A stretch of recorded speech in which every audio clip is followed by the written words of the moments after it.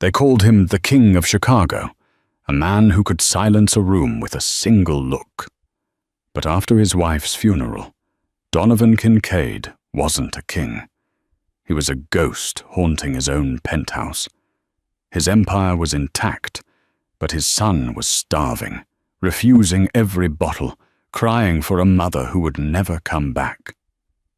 Donovan was 5 seconds away from pulling the trigger on his own sanity, until a woman he didn't hire walked through the door. She didn't look like a maid. She looked like trouble. And when she whispered 2 words, everything changed. This is the story of the Mafia boss and the hungry baby. The rain in Chicago didn't wash things clean. It just made the grime slicker. Donovan Kincaid stood by the floor-to-ceiling reinforced glass of his penthouse on the 45th floor of the Legacy Tower. Below him, the city was a grid of amber lights and misery. Behind him, the sound was deafening. It wasn't the sound of sirens or the rattle of a Thompson submachine gun. Sounds Donovan had grown up with since he was a runner for the Irish mob on the South Side. It was the high-pitched, jagged scream of a 6-month-old boy. Leo. The baby was red-faced, his tiny fists bunching the silk sheets of the custom-made crib. "Please," Donovan rasped. His voice, usually a baritone that commanded boardrooms and underground bunkers alike, was cracked. He looked at the formula bottle in his hand. It was lukewarm, exactly 98.6 degrees, just as the expensive pediatrician from Northwestern Memorial had instructed. "Leo, take it, please." He brought the nipple to the baby's lips. Leo thrashed, turning his head violently, wailing louder. The sound tore through Donovan's chest, sharper than the shrapnel he still carried in his shoulder from the 19 dock wars. "He won't eat, Mr. Kincaid." Donovan turned. Mrs. Gable, the 3rd nanny in as many days, stood by the doorway. She was clutching her purse like a shield. She looked terrified, not of the baby, but of the father. Donovan knew what he looked like. 3 days of stubble, a rumpled Armani dress shirt stained with spit-up, and eyes that looked like 2 burnt holes in a sheet. "He has to eat," Donovan said, his voice dropping to a dangerous growl. "Make him eat." "I've tried everything," Mrs. Gable stammered, backing away. He wants his mother. He smells that she's gone. It's trauma, sir. I can't stay. The atmosphere in this house, it's too heavy. You're leaving?" Donovan took a step forward. The Beretta 92 FS sitting on the marble coffee table glinted under the chandelier. Mrs. Gable's eyes darted to it. "I'll send for my agency to collect my things. I'm sorry for your loss, Mr. Kincaid. Truly." She fled. The heavy oak door clicked shut, leaving Donovan alone with the scream. He looked back at the crib. It had been 1 week since the car bomb. 1 week since Isabella had turned the key in the Mercedes G-Wagon, while Donovan was still putting on his coat in the foyer. The explosion had shattered the windows of the brownstone across the street. They had buried an empty casket. Since that moment, Leo had barely eaten. He was losing weight. His ribs were starting to show beneath his pale skin. He rejected the formula, rejected the wet nurses Donovan had paid thousands for, rejected the world. Donovan approached the crib and lifted the bundle. Leo felt light. Too light. The baby smelled of talcum powder and distress. He didn't smell like Isabella. Isabella had smelled of vanilla and gunpowder, the scent of a woman born into the life, who knew how to love a monster. "I don't know what to do," Donovan whispered into the baby's soft hair. He walked the length of the dark living room, pacing. His phone buzzed on the counter. It was Declan, his second in command. Donovan ignored it. If the triads were moving on the West Loop, let them. If the feds were raiding the warehouses, let them. If his son died, Donovan would burn the city to the ground and stand in the center of the flames. The elevator chimed. Donovan stiffened. The penthouse elevator required a keycard or biometric scan. Mrs. Gable had just left. Declan knew better than to come up unannounced when Leo was in a state. He shifted Leo to his left arm and grabbed the Beretta with his right. He didn't raise it, just held it against his thigh, concealed by the shadows. The doors slid open with a soft hiss. A woman stepped out. She wasn't wearing a nanny's uniform. She wore a simple black trench coat, belted tightly at the waist, wet from the rain. She had dark hair pulled back in a severe, practical knot, exposing a neck that looked porcelain fragile but held high. She carried a duffel bag that looked heavy. Donovan raised the gun. "You have 5 seconds to explain how you bypassed security before I paint the walls with you." The woman didn't flinch. She didn't look at the gun. Her eyes, a striking shade of hazel, locked onto Leo. "Put the gun down, Mr. Kincaid," she said. Her voice was low, smoky, and devoid of fear. "You're scaring him. Who are you?" "The agency sent me. They said you were desperate. They said the last 3 quit. I didn't call the agency back. They have you on auto-dispatch for priority clients," she lied. Donovan knew it was a lie. He knew how the agency worked. But Leo let out a fresh, ragged scream that sounded like he was choking. The woman dropped her duffel bag. She walked toward him. She moved with a strange fluidity. Silent, balanced. A predator's walk, not a servant's. "Stop," Donovan warned, clicking the safety off. "He's hungry," she said, ignoring the weapon pointed at her chest. She stopped 2 feet from him. She smelled of rain and something else, something earthy, like sage. "He's starving, Donovan." The use of his first name stunned him. No staff member called him Donovan. She reached out. Her hands were slender, her nails short and unpolished. "Give him to me." "He hates strangers." "I'm not a stranger to pain," she said softly, "and neither is he." "Give him to me." Donovan hesitated. Every instinct in his body screamed that this was a hit. She was an assassin, a plant from the rival O'Connor family. She was going to snap Leo's neck and then shoot Donovan with his own gun. But then Leo looked at her. The baby paused his screaming for a microsecond, his tear-filled blue eyes widening. Donovan handed his son to the woman. She took him. She didn't cradle him like a porcelain doll. She held him firmly, secure against her chest, her hand supporting his neck with practiced confidence.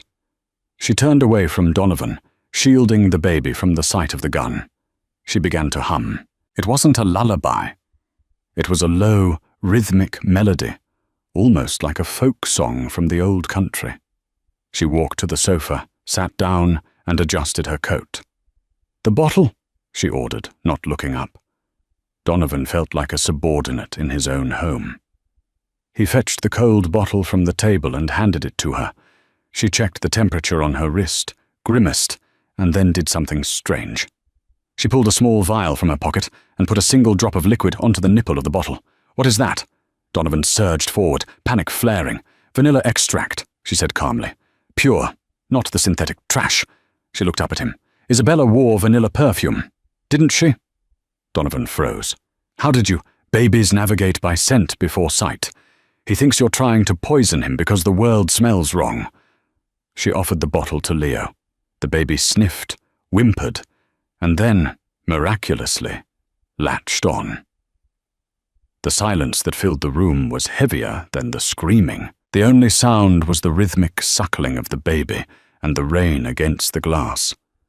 Donovan watched, mesmerized. Leo's eyes fluttered closed, his fists uncurled. The woman looked up at Donovan. Her hazel eyes were unreadable, but for a second he saw a flash of intense sorrow. "I'm Vivian," she whispered. "Do you still need me?" Donovan lowered the gun. He looked at his son, finally eating, finally at peace. He looked at the woman who had walked past his security and disarmed him with a drop of vanilla. "You're hired," he said hoarsely. "But if you ever lie to me about who you really are, Vivian, I'll kill you myself." Vivian looked down at the baby, a ghost of a smile touching her lips. "Fair enough." The first night was suspicious. The second night was a revelation. By the 3rd day, Vivian had reorganized the entire east wing of the penthouse. She didn't ask for permission. She just did it. She moved the crib away from the drafty window. She threw out the plastic toys that smelled of chemicals and replaced them with wooden blocks she seemingly produced from her magic duffel bag. Donovan watched her on the security monitors from his study. He had high-definition cameras in every room, a necessity in his line of work. "Boss," Declan said, standing on the other side of the mahogany desk. Declan was a massive man, a former bare-knuckle boxer, with a nose that had been broken 3 times. He was scrolling through a tablet. "I ran her. Vivian Cross. Social Security matches a woman from upstate New York. Clean record. Worked as a governess for the Vanderbilt family in Rhode Island for 2 years. Before that, it gets a bit fuzzy. A gap of 3 years. A gap? Donovan lit a cigar, the smoke curling up towards the ventilation system. Says she was traveling, backpacking in Europe. Donovan narrowed his eyes at the screen. In the nursery, Vivian was changing Leo. Her movements were efficient, clinical, but earlier, when she had been chopping vegetables in the kitchen because she refused to let the chef make Leo's puree, Donovan had noticed something. She held the knife like a weapon, not a tool. When the ice maker had discharged a sudden clatter of cubes, she hadn't jumped. She had pivoted on her heel, her center of gravity dropping, ready to strike. That wasn't the reaction of a governess from Rhode Island. That was muscle memory. "Keep digging," Donovan said. "Check Interpol. Check the private contractor lists. Blackwater, Halliburton, the sweethearts in the desert. You think she's a merc?" Declan laughed, a dry, barking sound. "She's changing a diaper, Don." "She walked through my security, Declan. The front desk said the system was looped for 30 seconds. Just enough time for her to get in the elevator." Declan stopped laughing. "I'll look deeper." Donovan stood up. "I'm going in there." He walked to the nursery. The door was ajar. He pushed it open. Vivian was sitting in the rocking chair, Leo asleep on her shoulder. The room was dark, lit only by the city glow. She didn't look up, but he knew she heard him. "He's out for the count," she whispered. "You moved the crib," Donovan said, leaning against the doorframe. He had removed his suit jacket, rolling up the sleeves of his white shirt. The tattoos on his forearms, Latin script and geometric lines, were visible. The air vent was blowing directly on his chest. He was developing a cough. "You could have asked. You were busy deciding who to whack in the South Loop," she said. Donovan went still. The air in the room changed, temperature dropping. "I run a logistics company, Vivian." Vivian stood up slowly, transferring Leo into the crib with infinite gentleness. She tucked the blanket around him. Then she turned to face Donovan. In the half-light, she looked severe, beautiful, and dangerous. "Mr. Kincaid," she said, walking over to him so they were inches apart. "I cleaned your shirt yesterday. It smelled of sulfur and cordite. I found a 9mm casing in the cuff of your trousers, and 3 men in a dark sedan have been parked across the street for 6 hours watching this building." She looked him in the eye. "I don't care what you do. I don't care who you kill. My job is that boy. And right now, your logistics are putting him in danger." Donovan felt a strange pull in his chest. It wasn't just anger, it was respect. Isabella had been the only one who dared to speak to him like this. "If you know what I am," Donovan said, his voice low, "then you know you can't just leave." "I'm not leaving," she said. "I told you. He needs me. And what do you need, Vivian? Everyone wants something. Money? Protection?" She looked away towards the window. For a moment the mask slipped. He saw exhaustion in her posture. "Redemption," she murmured, so quiet he almost missed it. "From what?" "Everyone has ghosts, Donovan. Yours are just louder than most." She moved to step past him, but he caught her arm. His grip was firm, her muscles bunched under his touch, hard, defined. "The sedan across the street," he said. "What make?" "Chevy Suburban, 2024 model, armored glass, Maryland plates. They aren't cops. Cops don't have the patience to sit for 6 hours without a coffee break. They're pros." Donovan released her arm. His blood ran cold. Maryland plates usually meant one thing.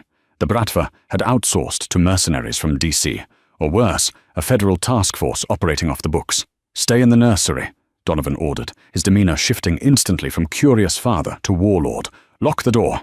Don't open it unless you hear my voice." "Donovan," she said. He paused. "If they come up here," she said, reaching into the pocket of her dress, "don't worry about Leo." She pulled out a hairpin. It was long, metal, and filed to a needle-sharp point. She twirled it once between her fingers before tucking it back into her hair. "I'm very good at cleaning up messes." Donovan stared at her, a maid with a shiv in her hair. He nodded once, turned and walked towards the living room. He pulled his phone out. "Declan, get the boys up here, now, and bring the heavy bags. We have company." As he loaded a fresh magazine into his Beretta, Donovan realized two things. First, the war he thought was paused had just restarted. And second, the woman in the nursery was the most dangerous thing in his house. And for the first time since Isabella died, he didn't feel entirely alone. The silence in the penthouse was worse than the noise of the city. Donovan had cut the main power breaker himself, plunging the 45th floor into an abyss of shadows. He crouched behind the massive granite island in the kitchen, the Beretta heavy and warm in his hand. He had a spare magazine clenched between his teeth. "Declan," he whispered into his earpiece. "Status." "Elevators are disabled, boss," Declan's voice crackled, breathless. "But they aren't coming up the tubes. They're rappelling. Roof access. They're coming through the terrace." Crash. The sound of reinforced glass shattering in the living room confirmed it. A canister skittered across the marble floor, hissing. "Smoke! Tear gas!" Donovan didn't wait. He moved. He rolled out from behind the island, firing 3 controlled shots into the swirling grey smoke. A shadow grunt and fell. "One down," Donovan muttered. He pulled his shirt up over his nose. The gas was acrid, burning his eyes. Automatic gunfire erupted from the smoke, chewing up the drywall behind him. Donovan dove behind a leather armchair. He was pinned. He could hear boots crunching on the glass, heavy tactical boots. There were at least 4 of them. "Move right! Flank him!" a voice shouted. It was an American accent. Clinical. Professional. Donovan popped up, fired 2 rounds, and ducked back. He hit one in the vest. The man stumbled but kept coming. Body armor. These guys were geared for war. "Nursery!" one of the attackers yelled. "Secure the asset!" Donovan's heart stopped. The asset. They meant Leo. "No!" Donovan roared. He abandoned cover, surging forward with a primal desperation. He caught the closest mercenary with a bullet to the throat, finding the gap above the Kevlar. The man dropped, but 2 others had peeled off, sprinting down the hallway towards the east wing, toward Vivian, toward Leo. "Vivian!" Donovan screamed, his voice raw. He chased them, but he was too slow. A mercenary turned and unleashed a spray of bullets that forced Donovan to dive into the guest bedroom doorway. Wood splinters rained down on him. He was trapped. He heard the nursery door kick open down the hall. He waited for the scream. He waited for the sound of a terrified woman and a crying baby. He waited for the gunshot that would end his bloodline. Instead, he heard a thud. It was a wet, heavy sound, like a side of beef hitting a butcher's block. Then a sharp crack, bone breaking. Then silence. The mercenary suppressing Donovan stopped firing. He seemed confused. "Team 2, report." Static. "Team 2." The mercenary turned his weapon towards the dark hallway. "Marco, you there?" From the darkness of the hallway, a figure emerged. It wasn't Marco. It was Vivian. She was moving so fast she was a blur. She didn't have a gun. She held the hairpin. The last mercenary raised his rifle, but Vivian dropped into a slide, closing the distance in a heartbeat. She slashed upward. The hairpin, reinforced steel, drove into the soft underside of the mercenary's wrist, severing the tendon. He dropped the rifle with a howl. Before he could draw his sidearm, Vivian was on him. She spun behind him, wrapped her arm around his neck, and torqued her hips. Snap! The man went limp, falling to the floor like a puppet with cut strings. Donovan stood in the doorway, his gun lowered, his chest heaving. The hallway was littered with bodies. Vivian stood over the last man. Her hair was loose, cascading over her shoulders. She wasn't out of breath. She wasn't shaking. She looked at the dead man with a look of cold, professional detachment. She looked up and met Donovan's eyes. There was blood on her hands, not hers. "Is he safe?" Donovan asked, his voice barely audible. "He's sleeping," Vivian said quietly. "I put noise-cancelling headphones on him before they breached. He didn't hear a thing." Donovan walked past her, stepping over the bodies, and rushed into the nursery. Leo was indeed asleep in his crib, a pair of oversized, soft headphones covering his tiny ears. He looked peaceful, oblivious to the slaughter outside his door. On the floor near the changing table lay two men. One had a shattered trachea, the other had a paring knife, the one Vivian had been using to slice apples earlier, buried to the hilt in his eye socket. Donovan stared at the carnage. He had seen violence. He had committed violence. But this was surgical. This was the work of a phantom. He turned back to the doorway. Vivian was leaning against the frame, wiping her hands on a burp cloth. "Who are you?" Donovan asked. The question wasn't angry this time. It was terrified. "I told you," she said, tossing the bloodied cloth into a diaper bin. "I'm the nanny.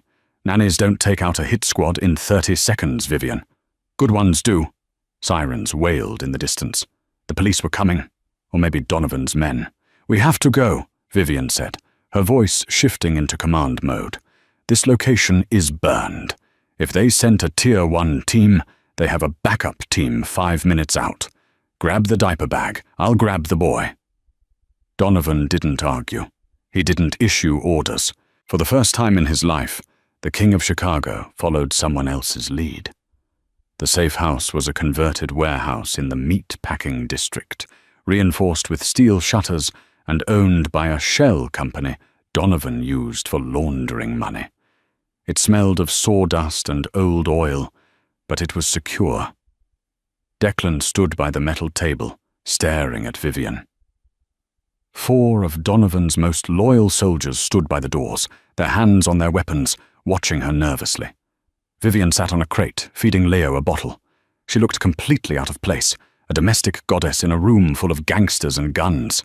"I ran the prints of the guys you killed," Declan said, throwing a manila folder onto the table. "They aren't local. They aren't Bratva. They aren't cartel." Donovan picked up the file. "Who are they?" "Ghost soldiers," Declan said. "Former SAS, former Delta. Scrubbed records. Mercenaries for hire, but high-end. The kind that cost 10 grand a day." Donovan looked at Vivian. "Who pays 10 grand a day to kidnap a baby?" Vivian didn't look up from Leo. They weren't there to kidnap him, Donovan. They were there to leverage him.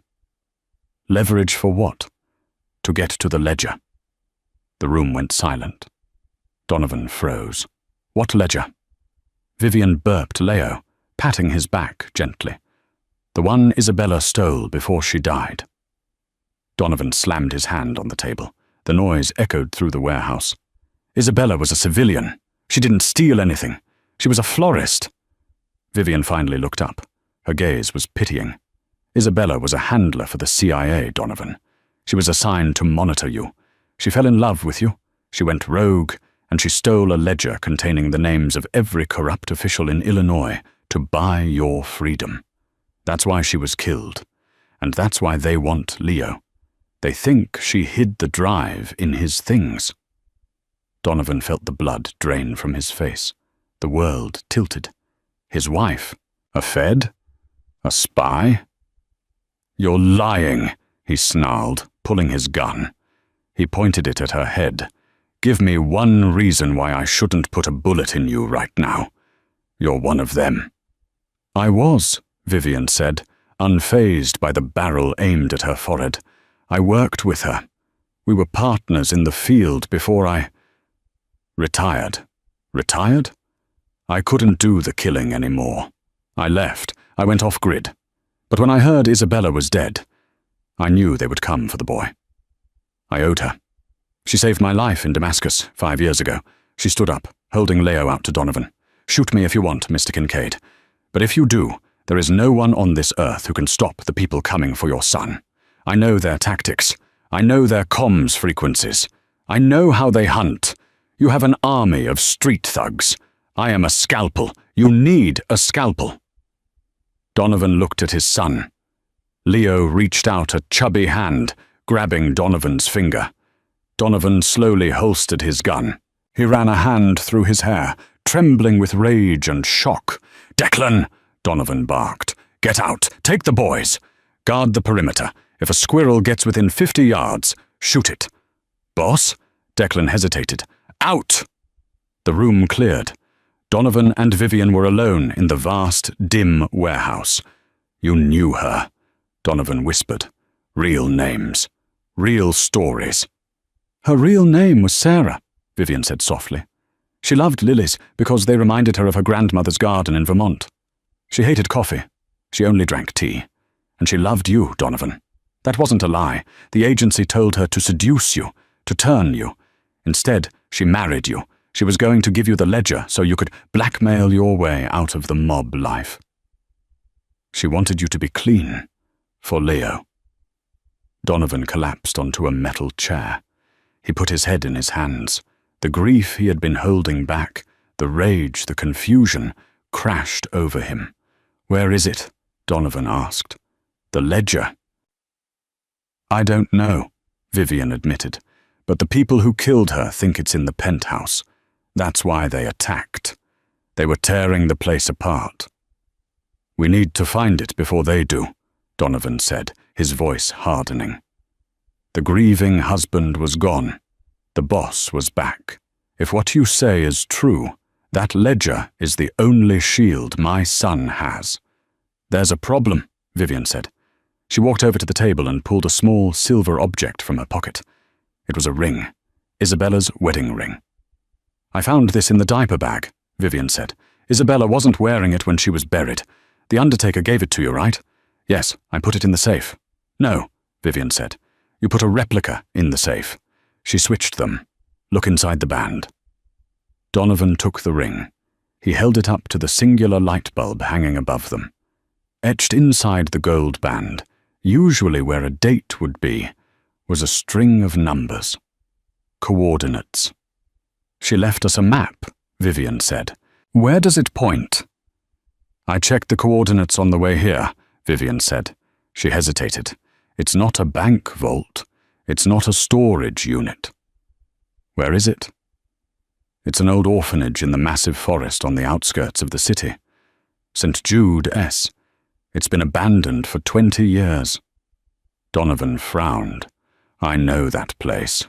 That's where—" He stopped. "That's where you grew up, isn't it?" Vivian asked. Donovan looked at her. "Yes, that's where I learned to kill." "Then we're going back," Vivian said. She checked the magazine of the pistol she had taken from the dead mercenary. "But we won't be alone. The man leading the hunt for the ledger. His name is Silas Vane. He was our handler. He's the one who ordered the car bomb." Donovan's eyes turned black. "Silas Vane. He's a ghost, Donovan. He doesn't exist on paper. He will," Donovan swore. "I'm going to carve his name onto a tombstone." "We have to move," Vivian said. "Vane has satellite tracking. If he pings Isabella's ring—" "He's coming," Donovan finished. "We have to lure him in," Vivian said. "We go to the orphanage. We set a trap. You, me, and the baby." "No. Leo stays here." "Leo is the bait, Donovan. Vane won't show his face unless he thinks he can get the heir and the ledger in one swoop. If we leave Leo, Vane will just burn this warehouse down with a drone strike. If we take him, Vane will come in close. He wants the boy alive to coerce you." Donovan looked at his sleeping son. The idea of using him as bait made him sick. But the idea of Vane living another day made him sicker. "We do it your way," Donovan said. "But if a single hair on his head is touched, I will die before that happens," Vivian vowed. "I promise you." Donovan nodded. He walked to the wall where a cache of weapons was stored. He grabbed an AR-15 and a tactical shotgun. He tossed a semi-automatic Sig Sauer to Vivian. "You said you were a scalpel," Donovan said, cocking the shotgun. Tonight, we're going to need a hammer. Vivian caught the gun. She checked the slide. A terrifyingly beautiful smile crossed her face. I can be a hammer. The drive to the outskirts of Chicago was a journey into the throat of the night. The rain had turned into a torrential downpour, hammering the roof of the stolen black SUV. Donovan drove with one hand on the wheel, the other resting near the shifter where his shotgun lay propped. In the back seat, Vivian sat next to Leo's car seat. She was cleaning the Sig Sauer, stripping it down and reassembling it by feel in the dark. The metallic click-clack was the only sound in the car besides the rain. You grew up there, Vivian said. It wasn't a question. Donovan stared at the road, the wipers slapping a frantic rhythm. St. Jude's home for boys. The nuns were mean, but the older boys were worse. It's where you learned that if you didn't hit first, you didn't eat. Is that why you became who you are? I became who I am because the world is a hungry place, Vivian. You either sit at the table or you're on the menu. He glanced in the rear-view mirror. Her eyes were catching the passing streetlights. What about you? What made a governess into a killer? Vivian paused. She slid the magazine back into the pistol with a sharp snap. I wasn't a governess first. My father was a Marine. He wanted a son. He got me. He taught me to shoot before I could ride a bike. When I was 18, the recruiters didn't even have to pitch me. I wanted to be useful. I thought I was fighting for freedom. And were you? I was fighting for oil, and then for secrets, and then, eventually, just for money. When I met Isabella in Syria, we were both tired of the blood. We made a pact. If one of us got out, we'd pull the other one up. She looked down at Leo, who was sleeping soundly, clutching a small stuffed bear Vivian had found in the warehouse. She got out first. She found you. She told me she found a man who was dangerous, yes, but who had a code. She said you were worth saving. Donovan's grip on the steering wheel tightened until his knuckles turned white. She never told me. She couldn't. Secrets keep you safe until they kill you. They turned off the main highway onto a gravel road that wound through a dense, skeletal forest. The trees clawed at the sky, bare branches shaking in the wind. At the end of the road, looming like a tombstone against the grey clouds, stood St. Jude S. It was a Victorian monstrosity of red brick and crumbling stone. The windows were boarded up, looking like bruised eyes. The front gates hung off their hinges, rusted open in a permanent scream. "Kill the lights!" Vivian ordered. Donovan cut the engine and the headlights. They rolled to a stop in the shadow of the old bell tower. "We have 20 minutes, maybe less," Vivian whispered. "Vane will track the ring's GPS to this exact radius. Then he'll deploy drones." Donovan grabbed the shotgun and the diaper bag. Vivian hoisted Leo into a tactical carrier strapped to her chest, shielding him with her body and her trench coat. They moved towards the building. The front door was chained, but Donovan knew the way. He kicked a rotting board loose on the basement window well. They slid into the darkness of the cellar. The smell hit Donovan instantly: mold, coal dust, and the stale memory of fear. He navigated the labyrinth of the basement by memory, leading them up a narrow servant staircase that spilled out into the main chapel. The chapel was cavernous. Rows of overturned pews lay like fallen dominoes. The altar was covered in graffiti and bird droppings. A large wooden crucifix still hung on the wall, though Christ was missing an arm. "The coordinates," Vivian said, checking the ring again under the beam of a tactical flashlight. "They point to the north wall, the confessional." They walked to the wooden booths on the side of the chapel. The velvet curtains had rotted away. "Box 2, Donovan said. That was where Father Merrick sat. He was the only one who didn't hit us. Donovan stepped into the confessional. He knelt on the dusty kneeler. He ran his hand under the narrow shelf where the Bible used to sit. His fingers brushed against something taped to the wood. "Got it," he whispered. He pulled it loose. It was a small, waterproof black pouch. He ripped it open. Inside was a silver flash drive and a folded piece of paper. Donovan unfolded the paper. It was Isabella's handwriting, scrawled in a hurry, shaky. Donovan, if you're reading this, I'm gone. I'm sorry I lied. I'm sorry I brought my war into your house. The drive has the names, the accounts, everything Vane and his syndicate have been doing, selling state secrets to the cartels, fixing elections. It's your insurance, but it's also a target. Vane won't stop, won't. He doesn't just want the drive. He needs to erase the evidence. I love you. I loved the life we built. It was the only real thing I ever had. Protect our boy. Bella. Donovan felt a tear, hot and sharp, in his eye.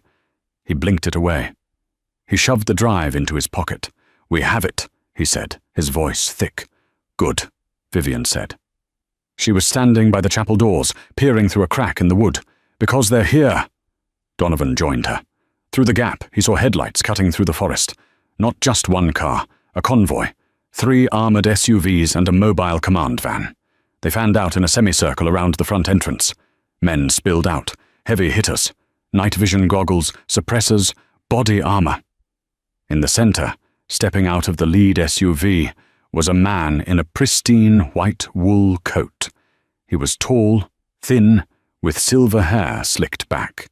He held a cane, not because he limped, but because it looked elegant. Silas Vane, Vivian whispered. The name sounded like a curse. He brought an army, Donovan noted, counting 12 men. He wants to make sure, Vivian said. She turned to Donovan. This is the kill box. The chapel has 1 entrance, 1 exit. Thick stone walls. If we hold the altar, we force them into the fatal funnel of the center aisle. And if they flank us?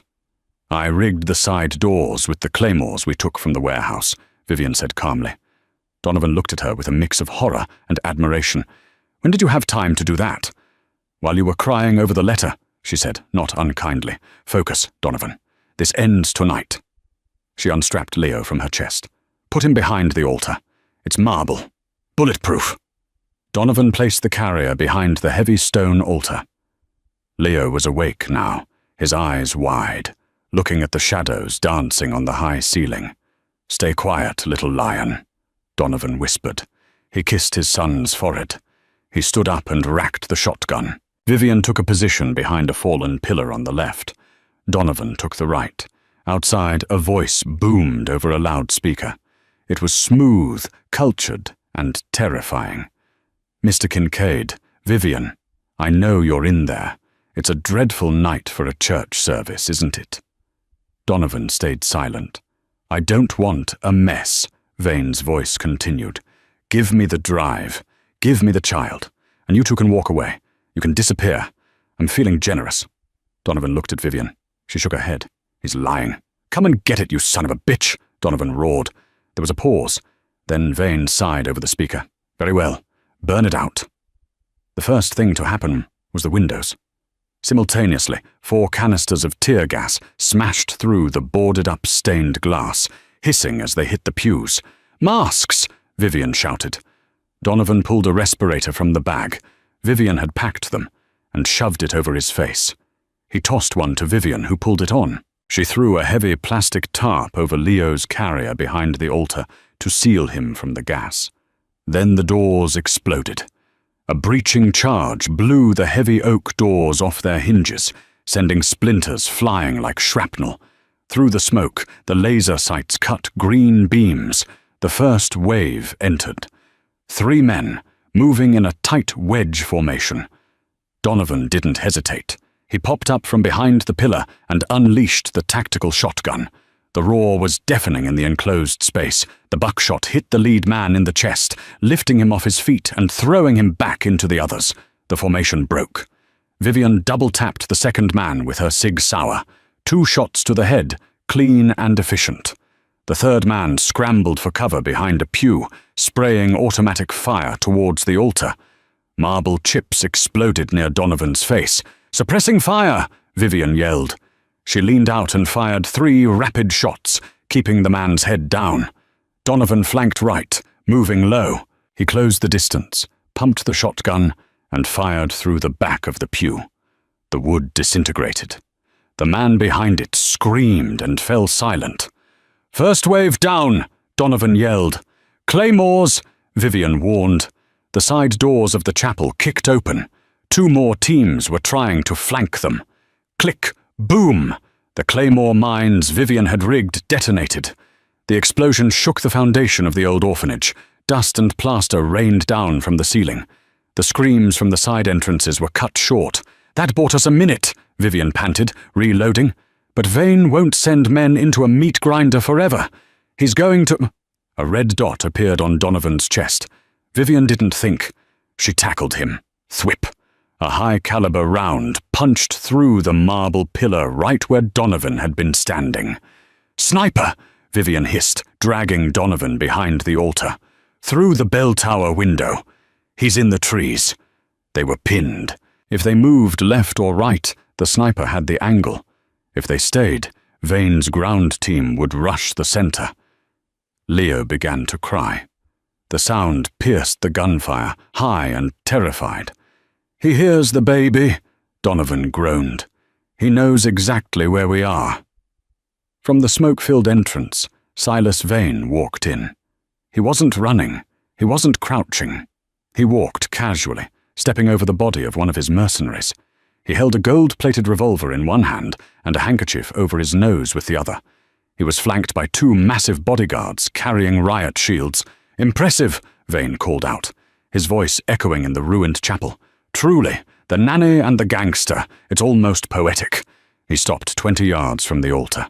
The bodyguards planted the shields, creating a mobile fortress. "You're out of options, Donovan," Vane said. "My sniper has the altar dialed in. If you stand up, you die.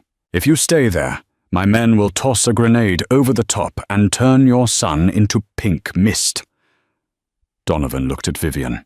She was bleeding from a cut on her forehead, the blood running into her eye. She wiped it away, her face a mask of determination. "What do you want, Vane?" Donovan shouted from behind the marble. "I want the ledger. Throw it out." "If I give it to you, you kill us anyway." "Perhaps. But maybe I let the boy live. I have buyers for healthy white infants in Jakarta. Better than dead, isn't it?" Donovan growled, a low, animalistic sound. He looked at the shotgun. He had 2 shells left. Vivian had 1 magazine. "I have an idea," Vivian whispered. She looked up at the ceiling, directly above Vane's position. A massive, rusted iron chandelier hung by a single chain. It was swaying slightly from the explosions. "The sniper is watching the altar," Vivian whispered. "He's not watching the ceiling." "It's too far," Donovan whispered back. "I can't hit the chain with a shotgun from here." "I can," Vivian said, "but I have to stand up. He'll kill you. He'll try." She gripped Donovan's arm. "When the chandelier falls, the shields will break. You rush, Vane.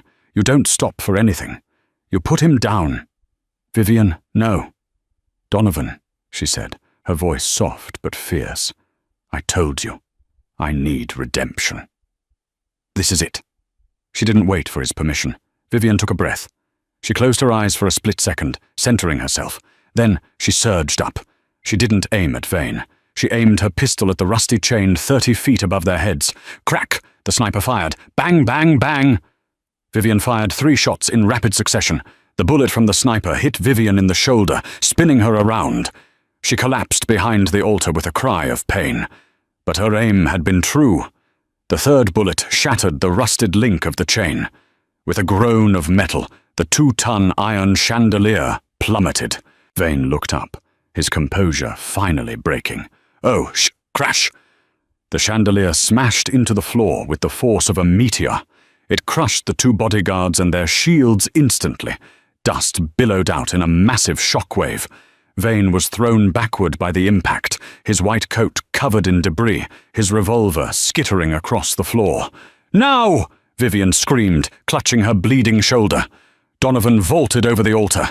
He charged through the dust cloud, the shotgun raised. He didn't look at the sniper fire chipping the floor behind him. He looked only at Vane. Vane was scrambling on the ground, reaching for his gold gun. Donovan got there first. He kicked the gun away. Vane looked up, his face twisted in hate. He pulled a knife from his belt, a desperate last resort. Donovan didn't shoot him. He reversed the shotgun and slammed the buttstock into Vane's face. Bone crunched. Vane fell back, spitting blood. Donovan dropped the shotgun. He reached down, grabbed Vane by the lapels of his expensive coat, and hauled him up. "You wanted a monster!" Donovan snarled, his face inches from Vane's ruined nose. "You got one! Do it!" Vane spat, grinning through broken teeth. "Kill me! The agency! They'll never stop! You're dead, Kincaid! You're—" Donovan didn't let him finish. He threw Vane backward, hard. Vane stumbled, his back hitting the stone wall. Donovan pulled the Beretta from his waistband. "This is for Isabella." Bang! One shot, center mass. Vane crumpled. "And this," Donovan stepped closer, aiming down, "is for making my son cry." Bang! Silas Vane lay still. The King of Chicago stood over him, breathing hard, the silence of the chapel rushing back in. But the silence was broken by a gasp. "Donovan!" He spun around. Vivian was slumped against the altar, her hand pressed to her shoulder. Blood was pooling dark and fast on the white marble floor. Her face was grey. "Vivian!" Donovan holstered his gun and ran to her. He slid to his knees, his hands hovering over the wound. It was bad, high shoulder, near the collarbone. "Did you get him?" she wheezed. "He's dead. He's gone." Donovan ripped off his shirt and pressed it against the wound to staunch the flow. "Stay with me, Vivian. Stay with me." "I'm cold," she whispered. Her eyes were losing focus. "No, no, no, you don't get to do this. You don't get to be the hero and leave." Donovan picked her up. She was limp in his arms. He looked at the carrier. Leo was wailing now, terrified by the noise. Donovan grabbed the carrier handle with one hand, holding Vivian tight against his chest with the other. He had to get to the car. He had to get to a doctor. But as he turned to the exit, he saw headlights again. More cars. Blue and red lights this time. Police. Or feds. They were surrounded. Donovan looked at the back door of the chapel, the one leading to the old catacombs that exited in the woods. "Hold on," he whispered to the unconscious woman in his arms. "We're not done yet." The catacombs beneath St. Jude's smelled of wet earth and impending death. Donovan moved through the darkness, carrying Vivian's limp body like it was the only thing holding the world together. "Stay with me," Donovan grunted, kicking open the rotted exit door. "Don't you dare quit on me, Vivian." "Tired," she whispered, her head lolling against his chest, blood soaking his shirt. They burst into the freezing rain of the forest. Donovan wasted no time. He sprinted to where he'd stashed a rusted Ford pickup 3 years ago, his emergency exit. He strapped Leo's carrier into the passenger seat and laid Vivian across the bench, her head on his lap. The engine roared to life. Donovan floored it, tearing through the mud, leaving the sirens and the slaughter behind. "I can't go to a hospital," Vivian murmured, her skin turning grey. "Interpol." "I know," Donovan said, merging onto the highway. "We're going to the vet." Dr. Arthur Sterling lost his medical license in '98 for operating on mobsters. Now he ran a dilapidated clinic in Pilsen. When Donovan kicked the back door in, Sterling turned pale. "Jesus, Don, is that a woman?" "Gunshot wound, high shoulder. Fix her. I treat golden retrievers now. I don't have the anesthesia for—" Donovan slammed Sterling against the wall. "She saved my son. If she dies, you die. Fix her." The next hour was an eternity. Under the harsh buzz of fluorescent lights, Donovan sat on a plastic stool, rocking Leo, while the disgraced doctor worked. The rhythm of the heart monitor was the only music. Beep, beep, beep. Donovan looked at Leo. The baby watched the surgery with wide, curious eyes. "She's going to be okay," Donovan whispered, trying to believe it. "She's a tank. She's a scalpel." Finally, the clatter of metal ceased. Sterling pulled down his mask, sweating. "She's stable," he exhaled. "Missed the artery by a millimeter. She's strong." Donovan stood up and walked to the metal table. Vivian looked pale, like a marble statue, but her chest rose and fell. He brushed a strand of hair from her forehead. "You're hired," he whispered, "permanently." 6 months later. The sun over the Amalfi Coast was brighter than anything in Chicago. Donovan sat on the terrace of a secluded villa, a newspaper spread before him. The headline read, "Corruption Ring Exposed, Senator Vane Dead." Isabella's flash drive had done its work. The house of cards had fallen. As for Donovan Kincaid, he was legally dead, killed in a penthouse explosion.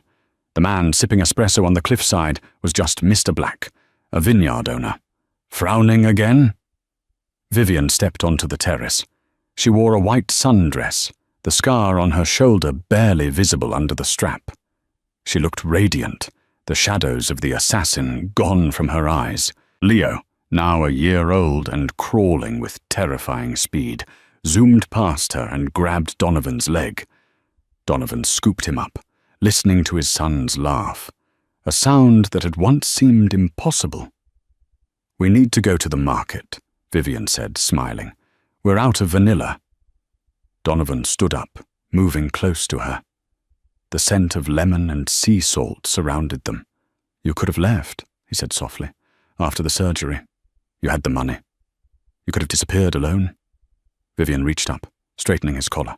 "I know." "Why didn't you?" "Because I found something here I never found in the agency," she whispered.